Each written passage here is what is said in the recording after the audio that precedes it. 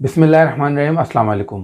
दोस्तों, आज की इस वीडियो में बहुत सारे लोगों ने पूछा था कि कोई आसान ऑप्शन बताएं, तो वो आसान ऑप्शन आपको बताऊंगा। वो है न्यूजीलैंड का ई वीज़ा यानी ऑनलाइन वीज़ा, जो कि घर बैठे अप्लाई किया जा सकता है। न्यूजीलैंड का टूरिस्ट वीज़ा या विजिटर्स वीज़ा जो कि ऑनलाइन अप्लाई होता है, बिल्कुल उसी तरह जिस तरह ऑस्ट्रेलिया का अप्लाई होता है। ख़ास बात क्या है कि इसके लिए आपको कोई कनाडा, अमेरिका की तरह कोई साल साल बाद के कोई अपॉइंटमेंट के लिए वेट नहीं करना पड़ता। न्यूजीलैंड के लिए 51 डेज़ का टाइम है जो टोटल प्रोसेसिंग है, यानी 2 माह से भी कम में जो भी डिसीजन होगा वो आ जाता है आपको थ्रू ईमेल, आपको पता चल जाता है। पहली जो सबसे बड़ी इस वक्त जो प्रॉब्लम है वो यही है कि जो बड़ी कंट्रीज़ हैं उनके अपॉइंटमेंट में बहुत ज़्यादा टाइम लग रहा है, और अब जो यूरोप का जो हम बताते रहे लोगों को भाई अप्लाई करें, टाइम सही आ गया, उसका तो अपॉइंटमेंट ही नहीं मिल रहा है। तो ऐसी सूरत में बेस्ट ऑप्शन क्या है? वो बेस्ट ऑप्शन है ऑस्ट्रेलिया और न्यूजीलैंड। ऑस्ट्रेलिया का मैं पहले बता चुका हूँ, अब मैं आपको न्यूजीलैंड का बता रहा हूँ। बहुत सारे लोग कहेंगे जी हमारा मकसद तो टूरिज़्म नहीं है, हम तो जाके वहाँ सेटल होना चाहते हैं। तो ये बताएं कि क्या न्यूजीलैंड में विज़िट टू वर्क पॉसिबल है? तो इसके बारे में भी आपको मैं बताऊंगा। सबसे पहले आप ये समझ लें कि न्यूजीलैंड का जो वीज़ा है, इसकी वीज़ा फ़ीस पाकिस्तान के तकरीबन 30-31 हज़ार रुपये, इंडिया के 12 हज़ार रुपये, बांग्लादेश के 17-18 हज़ार रुपये, और इसी तरह आप कह लें बहुत ज़्यादा इसकी कोई फ़ीस नहीं है। जो दीगर आपके इसमें अखराजात हैं, 6 माह का आपका बैंक स्टेटमेंट वेल मेंटेन होना चाहिए और अकॉर्डिंग टू आपके प्लान होना चाहिए। लेकिन इस हवाले से कुछ अहम बातें हैं, वो भी मैं आपको बताऊंगा। इसके अलावा आपको हेल्थ इंश्योरेंस चाहिए और पुलिस क्लियरेंस सर्टिफिकेट चाहिए। आप दुनिया में कहीं से भी अप्लाई कर सकते हैं क्योंकि ये ऑनलाइन है। खुद करना चाहते हैं खुद करें, किसी के थ्रू अप्लाई करना चाहते हैं किसी के थ्रू भी कर सकते हैं। अच्छा, अब सबसे पहले ये है कि न्यूजीलैंड का ई वीज़ा अप्लाई करने का तरीका क्या है, पहले आप ये समझ लें, फिर वर्क और जो दीगर तमाम बातें हैं, क्या आपने एहतियात करनी है, चांसेस कैसे बढ़ाने, वो मैं आपको आगे चल के बताऊंगा। तो इसलिए कोई भी हिस्सा आप इसका मिस नहीं करें। तो जो लोग खुद अप्लाई करना चाहते हैं, सबसे पहले वो ये देख लें कि इसको अप्लाई करने का तरीका क्या है। अप्लाई करने के लिए आपने सबसे पहले इस पेज पे आना है, apply for a visa online. ठीक है, इस पेज पे आने के बाद देखें ये जो सेक्शन है, इस पे आपने क्लिक करना है। इस पे आप क्लिक करेंगे तो ये एक और पेज आपके सामने खुल जाएगा। ऐसे आपने इसको स्क्रॉल करना है। स्क्रॉल करके नीचे आएंगे तो ये आपको 3 ऑप्शन नज़र आएंगे। आपने विजिटर वीज़ा अप्लाई करना है तो आपने यहाँ पे विजिटर वीज़ा पे क्लिक करना है। इसके बाद ये जो पॉपअप ऊपर खुल रहे हैं इनको आप बंद कर दें। इस पेज को आपने थोड़ा सा स्क्रॉल करके इस तरह नीचे आना है। ये देखें यहाँ पे I am travelling on passport from. अब यहाँ आप जिस कंट्री से भी हैं, ठीक है ना, जो आपके पास पासपोर्ट है आप यहाँ लिख दें, पाकिस्तान, इंडिया, बांग्लादेश जो भी है। मैं पाकिस्तान का यहाँ पे लिख देता हूँ, अगर मिसाल के तौर पे आप पाकिस्तान से कर रहे हैं। ठीक है, I am planning to stay. ठीक है, I am planning to stay less than 3 month. आप विजिटर्स वीज़ा अप्लाई करें। The main purpose of my visit is, यहाँ क्लिक करें। ठीक है, यहाँ आपने अ हॉलीडे, इसको आपने चूज़ करना है। ठीक है, इसके बाद डिस्प्ले ऑप्शन पे क्लिक कर देना है। अब आपने विजिटर वीज़ा अप्लाई करना है तो आपने इस सेक्शन में ये इसकी डिटेल पढ़ सकते हैं, जो जो इन्होंने दिया हुआ है, क्राइटेरिया वगैरह। ठीक है, क्या इसकी रिक्वायरमेंट है, आपके पास इनफ अमाउंट होना चाहिए, टिकट होना चाहिए, जो जो रिक्वायरमेंट है वो यहाँ पे लिखी हुई है। ये सेंटर वाला जो कॉलम है, ये देखें विजिटर वीज़ा वाला, इसके बिल्कुल आप स्क्रॉल करके इस तरह आप जब नीचे आएंगे, बिल्कुल नीचे आएंगे, ये सारी रिक्वायरमेंट को आपने लिख लेना अपने पास। ये व्यू डिटेल्स एंड अप्लाई, यहाँ पर आपने क्लिक करना है। इन्फॉर्मेशन अबाउट विजिटर वीज़ा, अब आप इस पेज पे आ चुके हैं। ठीक है, इसको आपने थोड़ा सा स्क्रॉल करना है और यहाँ पे लिखा हुआ है इसकी जो लेंथ है यानी जो ड्यूरेशन है, या आपको मैक्सिमम 9 मंथ तक का वीज़ा जो है वो आपको इशू होगा। क्या आप इस पर कर सकते हैं स्टडी, 3 मंथ तक आप स्टडी कर सकते हैं। आप इस पर टूरिज़म के लिए जा सकते हैं, फैमिली फ्रेंड उनसे मिलने जा सकते हैं, कोई स्पोर्ट्स का कोई शॉर्ट इवेंट हो वो आप अटेंड कर सकते हैं, कोई और एक्टिविटी हो वो आप अटेंड कर सकते हैं। इसी के नीचे आप स्क्रॉल करेंगे तो ये देखें चेक क्राइटेरिया, इस पर आप क्लिक कर दें। जब इस पर क्लिक करेंगे तो ये एक और ऑप्शन आपके पास खुल जाएगा। अब यहाँ पे आपके नेशनलिटी ऑन पासपोर्ट, अब जो भी आपका है, आप पाकिस्तान, इंडिया, नेपाल, बांग्लादेश जो भी है आपका वो यहाँ लिख सकते हैं।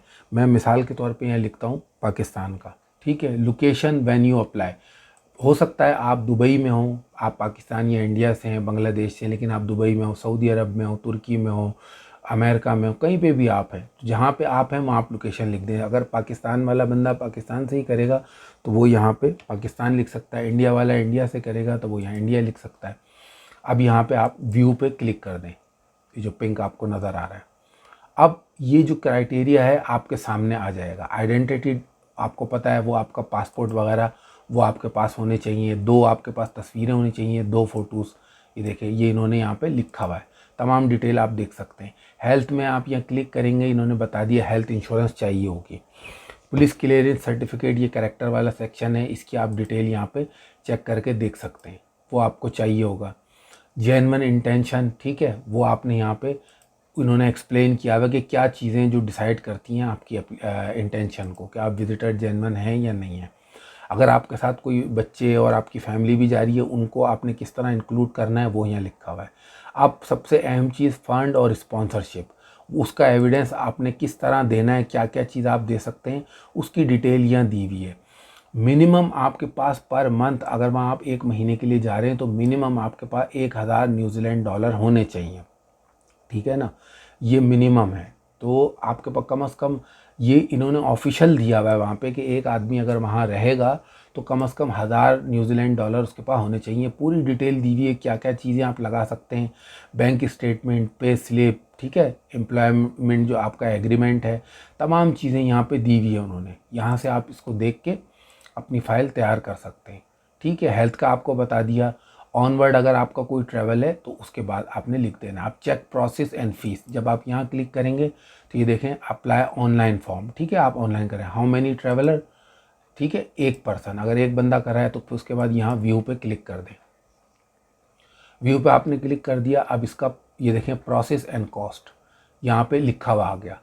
अब टाइम फ्रेम, जो सबसे अच्छी बात है वो है इसका विदिन 51 डेज़, विदिन 52 महीने से भी कम में इसका डिसीजन आ जाता है, ठीक है। ये न्यूजीलैंड डॉलर है, 246 न्यूजीलैंड डॉलर इसकी जो वीज़ा फ़ीस है वो है, जो आपने ऑनलाइन ही पे करनी है। ये पाकिस्तान के तकरीबन 30 से 31 हज़ार रुपये बनते हैं, इंडिया के ये तकरीबन 11-12 हज़ार रुपये बनेंगे, बांग्लादेश के ये 18 से 20 हज़ार रुपये बनेंगे, जो इसकी वीज़ा फ़ीस है। ये भी आपने ऑनलाइन फ़ीस पे करनी है। ये करने के बाद ये देखें तमाम इन्होंने कौन कौन से डॉक्यूमेंट्स हैं ये आपने देख लिया, ठीक है, ये तमाम चीज़ें। अब अप्लाई नाउ, नीचे ये अप्लाई नाउ, इस पर आप क्लिक करेंगे। अब यहाँ पे इन्होंने एक ये दिया हुआ है कि अगर आपको पैसिफिक कंट्री से, वहाँ से आप नहीं हैं तो आप यहाँ पे नो कर दें। नो करने के बाद जिस तरह ऑस्ट्रेलिया में उन्होंने IMI अकाउंट होता है, इस तरह न्यूजीलैंड के लिए है रियलमी अकाउंट, ठीक है ना, लॉगिन और क्रिएट अकाउंट। तो आपने ज़ाहिर क्रिएट अकाउंट करना है, इस पर आप यहाँ पे क्लिक कर दें। ये हो गया। अब यहाँ पे लॉगिन है और यहाँ पे क्रिएट रियलमी लॉगिन, ये देखें। अब यहाँ पे आप क्लिक करके क्रिएट योर रियलमी लॉगिन, यहाँ पे आप क्लिक करके अपना अकाउंट बना सकते हैं। अब अकाउंट बनाने के लिए इन्होंने यहाँ दिया हुआ है, आप अपना ईमेल एड्रेस डालें, यूज़र नेम डालें, ठीक है ना, कोड डालें, कोड आपको आएगा, उसके बाद पासवर्ड वगैरह, उसके बाद यहाँ आपने कंटिन्यू क्लिक करना है। तो इस तरह आप न्यूजीलैंड का जो विजिटर वीज़ा है उसके लिए रियलमी अकाउंट बनाएं। फ़ीस मैंने आपको बता दी है, डॉक्यूमेंट्स की जो रिक्वायरमेंट है, तमाम चीज़ें आपको यहीं से पता चल जाएंगी। ये न्यूजीलैंड इमिग्रेशन की ऑफिशियल वेबसाइट है। यहाँ तक आप समझ गए। अकाउंट आपने बना लिया। अकाउंट बनाने के बाद अब आपने अपनी एप्लीकेशन ऑनलाइन ही लॉन्च करनी है। एप्लीकेशन के बाद आपको तमाम ईमेल के ज़रिए वो कम्युनिकेट करेंगे, आपने कहाँ जाके बायोमेट्रिक देने, तमाम चीज़ें। बहुत सारे लोग, अब क्योंकि ज़्यादातर लोग जो दुबई, सऊदी अरब और दूसरी कंट्रीज़ में हैं, तुर्की में और बहुत सारी जगह, वो ये पूछते हैं कि क्या हम अप्लाई कर सकते हैं वहाँ से। तो देखें, ऑनलाइन का मतलब होता है आप दुनिया में कहीं से भी अप्लाई कर सकते हैं। लेकिन अगर आप अपनी होम कंट्री के अलावा किसी दूसरी कंट्री में हैं, वहाँ विज़िट पे गए या काम कर रहे हैं, तो आप वहाँ से उस वक्त तक अप्लाई नहीं कर सकते जब तक कि आप वहाँ पे लीगल ना हो, आपका कोई लीगल स्टेटस ना हो, आपके पास या तो रेजिडेंस परमिट हो वहाँ का, या फिर आपके पास कोई वर्क परमिट वगैरह हो, जैसे दुबई वगैरह में अगर आप हैं, अबू धाबी में, सऊदी अरब में, कहीं पे भी। यानी 6 माह से ज़्यादा का अरसा हो गया तो आप अप्लाई कर सकते हैं। अच्छा, ये चीज़ कहीं इन्होंने ख़ास तौर पे मेंशन नहीं की हुई होती है, कहीं की भी होती है, तो ये चीज़ आपने देखनी है। आपको मना कोई नहीं करेगा, आप अप्लाई कर देंगे, वो रिफ्यूज़ हो जाएगा। तो अगर आप लीगल हैं दुबई में, सऊदीया में, किसी दूसरी जगह, तो फिर आप वहाँ से अप्लाई करें, अदरवाइज़ आप अपनी होम कंट्री से अप्लाई करें, भले ये ऑनलाइन है। अब जो सबसे ज़्यादा पूछे जाने वाला सवाल है कि क्या हम विज़िट से वर्क में कर सकते हैं, तो देखें इसमें आप, ये सबसे जो मेन बात है कि इसमें आपको वैलिडिटी जो वीज़ा की है वो बहुत ज़्यादा मिलती है। 3 माह से लेके 9 माह तक की इसमें वैलिडिटी मिलती है। ऑस्ट्रेलिया और न्यूजीलैंड में थोड़ा सा फ़र्क ये है कि ऑस्ट्रेलिया ने बार बार हर जगह लिखा है कि जी ये विजिटर वीज़ा है, आप इस पे वर्क नहीं कर सकते। अच्छा, न्यूजीलैंड में ये कहीं इस तरह उन्होंने ख़ास तौर पे मेंशन नहीं किया हुआ है। गो के बाय डिफ़ॉल्ट होता यही है कि टूरिस्ट वीज़ा पे कहीं पे भी अलाउ नहीं होता है, लेकिन आपने देखना होता है कि कौन सी कंट्री के कवानीन ऐसे हैं इमिग्रेशन के जहाँ पे ये ईज़िली पॉसिबल है और हमें वापस ना आना पड़े। तो न्यूजीलैंड भी उनमें से एक कंट्री है। अगर आप वहाँ विजिटर वीज़ा पे हैं और आपको कोई एम्प्लॉयर स्पॉन्सर कर देता है, जॉब ऑफ़र दे देता है, तो आप वहाँ इमिग्रेशन ऑफिस में अपना स्टेटस चेंज कराने के लिए एप्लीकेशन दे सकते हैं। यही तरीका ऑस्ट्रेलिया में भी है। तो न्यूजीलैंड और ऑस्ट्रेलिया में इस वक्त मार्जिन इसलिए है कि ये दोनों ममालिक इस वक्त जो लेबर की शॉर्टेज है वो फेस कर रहे हैं। काफ़ी अरसे से इन्होंने अपनी इमिग्रेशन बंद रखी थी। इनके दोनों के इमिग्रेशन प्रोग्राम काफ़ी ज़्यादा सख्त भी थे। उससे हुआ ये कि इनकी जो इकॉनमी है उस पर बहुत ज़्यादा बुरा असर पड़ा। तो अब लिहाजा कुछ अरसे से इन्होंने क्या किया है कि अपनी इकॉनमी को रिलैक्स कर दिया है। तो जब ऐसी सिचुएशन होती है, ये एक बेहतरीन वक्त होता है वीज़ा अप्लाई करने का। तो अगर आप खुद करना चाहें तो मैंने उसके बाद तरीका बता दिया है। किसी के थ्रू करना चाहें तो भी आपको ये जो इन्फॉर्मेशन मैं दे रहा हूँ इससे हेल्प होगी। अगर आप चाहते हैं कि आपको वीज़ा जो आपकी एप्लीकेशन है वो लॉन्च करने के लिए आपको कोई रिलायबल बंदा मिल जाए जो कि पेड सर्विस देते हैं, नहीं मिलता तो आप मुझे वॉइस मैसेज कर सकते हैं, फेसबुक पे ईमेल कर सकते हैं। कॉन्टैक्ट की डिटेल इस वीडियो के डिस्क्रिप्शन में मौजूद होती है, आप मुझसे रब्ता कर सकते हैं। ख़ुद भी आप कर रहे हैं, अगर आपको कोई गाइडेंस चाहिए उस सिलसिले में तो आप ये कर लें। लेकिन शर्त ये है कि अगर आप कोई गाइडेंस चाहिए तो आपको ये वीडियो आपने पूरी देखी हो, ताकि जो चीज़ें मैंने बताई हैं आप वही बात फिर आप अलग से ना पूछ रहे हो।